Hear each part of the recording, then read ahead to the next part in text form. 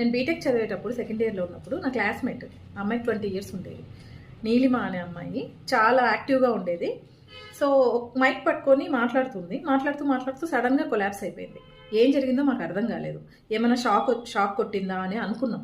కాకపోతే చెప్పింది ఏంటంటే హార్ట్ అటాక్ అని.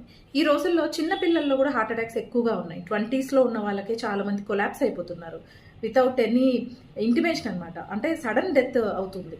అసలు ఎందుకు జరుగుతున్నాయి ఇలా? మెయిన్గా స్ట్రెస్ ఓవర్లోడ్ అయిపోతుంది. ముందు ఇంత ఉండేది కాదు, మంచిగా ఎక్సర్సైజ్ ఉండేది, అన్నీ ఉండేవి.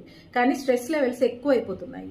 స్లీప్ ఉండట్లేదు, అబ్నార్మల్ స్లీపింగ్ హ్యాబిట్స్, షుగర్స్ ఎక్కువైపోతున్నాయి, కార్బోహైడ్రేట్స్ ఎక్కువ తింటున్నారు. దీని ఎఫెక్ట్ ఏమవుతుందంటే హార్ట్ వాల్స్ క్లోజ్ అయిపోతున్నాయి. ఇది సడన్ డెత్ అని అనుకుంటున్నాం, కానీ సడన్ డెత్ కాదు. మనకి ఇంటిమేషన్ బాడీ ఇస్తూనే ఉంటుంది. మనం ఆ సిగ్నల్స్ని పట్టుకొని ఏం జరుగుతుంది అనేది మనం తెలుసుకోవాలి. అండ్ రెగ్యులర్ చెకప్స్ చాలా అవసరం. దీంతో పాటు మంచి డైట్ అవసరం. ఇవన్నీ చేయకుండా హెల్తీగా ఉండాలి అంటే అవ్వదు. అండ్ వర్కౌట్స్ ఓవర్గా చేసేస్తున్నారు. తగ్గాలి అనే ప్రాసెస్ మరి హెల్తీగా ఉండాలనో తెలియదు, కానీ ఓవర్గా అంటే మన బాడీ తట్టుకోలేనంత చేస్తే కూడా హార్ట్ తట్టుకోలేదండి. కాబట్టి జాగ్రత్తగా మెయింటైన్ చేసుకోండి.